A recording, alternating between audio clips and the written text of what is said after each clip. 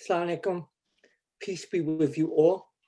It is truly an honor to be on this call with my esteemed fellow panelist. I'm really humbled. I'm really humbled.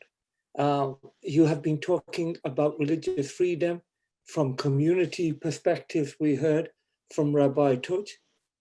Reverend McCollum spoke about, unless we all have religious freedom, none of us really have religious freedom, and how all of us together come from the same source. Dr. Madan spoke about an issue which is a huge issue, but not as someone who is from that religion, but because it's the right thing for him to talk about. And that's really when we're being serious about religious freedom, when we're not talking about our own freedom, but we're talking about others, then we're really serious about it. And Dr. Tim Hall from RFI, we do support in Islamic Relief, you may not know this, RFI. So we've done some projects with RFI in the past. I am here to speak briefly about the humanitarian element of religious freedom and human rights. So as a humanitarian organization, we've got to be really careful that we're not seen as being political, and we have to have the idea of neutrality. So often when we see injustice, we have to be careful, because if we speak out too much about it, our staff will suddenly disappear. And then the work that we're doing of providing food and medicine and other things will no longer work. We are not the solution to the world's problems, we know that. But you know, when you're bleeding, you need a Band-Aid. Later on, you need to stitch it up, then you need to do other things, and ideally you won't get in a situation where you bleed. But when my child is bleeding, I'm not having philosophical questions about whether I need a Band-Aid or not. So the work I've been doing is by applying Band-Aids for the last 27 years with Islamic Relief. And this is now my 27th year this month in humanitarian work. And the night before Thanksgiving, Islamic Relief USA, we just hit $100 million cash for our income in the USA for our projects here and around the world. This is a testament to the religious freedom here in America, that we were allowed to do this. After 9/11, 2001, we cried like everybody when our brothers and sisters were in pain, and we saw the images in the Twin Towers. It hurt us like it hurt everyone. But then later on, when I was driving to the office, I didn't know if I was going to be going to the office or going to jail. Quite a few people who did humanitarian work here in America have been expelled because of their religion or in jail because they were delivering humanitarian assistance. So we got to be really careful when we talk about religious freedom. If you want to destroy, and as I think Reverend McCollum was speaking about the other, the way of making someone the other, you call him a terrorist. You don't say, I'm taking away his rights because he's from this faith or that faith. You make him the other, and the easiest way is calling him or her a terrorist.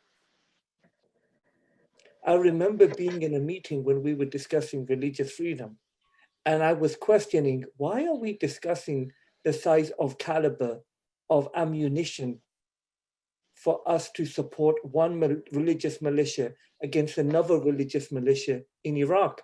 What does that have to do with religious freedom? I was basically told after that, you're not invited to this meeting for the next month, but I sneaked in after a month. So I have heard from women who were raped in Myanmar and whose husband's body was mutilated and child's body was mutilated in front of her. And the clothes that she was wearing when her honor was taken is the same clothes she was wearing 1 year later in Cox's Bazar in Bangladesh. This is what happens when we let religious freedom fly. I was 2 years ago in Auschwitz. That's what happens.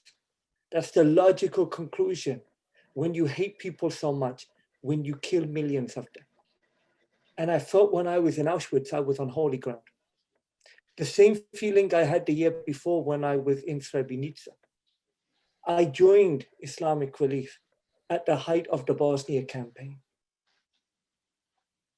Not only was Islamic Relief helping Muslims in the Bosnian area, we were helping Christians in the Bosnian area too. We are supporting orphans of different faiths in Bosnia. In India, we're supporting Hindu orphans. In Sri Lanka, I think about 30–40% of the orphans we're helping in an area that's predominantly Muslim are from different faiths, Hindus, Buddhists, Christians, and others. Now, when I say orphan in Islam, the Islamic definition of orphan is the father has died, the mother is still alive. So this is a project that we believe is very important to keep the children with their mother when their father has died. This is not just a children's project. This is keeping families together project. So my heart is aching when I'm hearing news about families being separated on our southern border. When these are my Christian brothers and sisters fleeing different persecution, and here in the land of the free, that they're not able to get the same asylum I would want them to get anywhere in the world. I'm not happy that in every Muslim country, they are not enacting the Islamic principle of giving automatic asylum to people who come and claim it. This is in Islamic law. This is a Sharia we don't hear about. If somebody is facing persecution, then it is the responsibility of a true Islamic state to not just let them apply, which is what the UN human rights says, it is actually to give them that. So I am asking all of us, in our own way, whether we are university professors, whether we are clergy, or in my case, a practitioner. Even whether our main work is religious freedom or it's not, religious freedom is very important. So I want to close with this. I am very honored to have freedom here in America as a Muslim, which I don't have in many other countries in the world. And that makes it even more important for me when I go to places like Pakistan and others to talk about Hindu, Christian, and other rights in their countries. So if I am asking as a minority for my right here, I'm hoping that this will be a great example for Muslim majority countries to say, look, we need to give the same religious freedom that we ask for our brothers and sisters in faith in other countries, we need to offer it here. So I'm hoping that our moral example will have an effect on them. And I believe that this is something from a person of faith that we need to be doing. It's the right thing to do.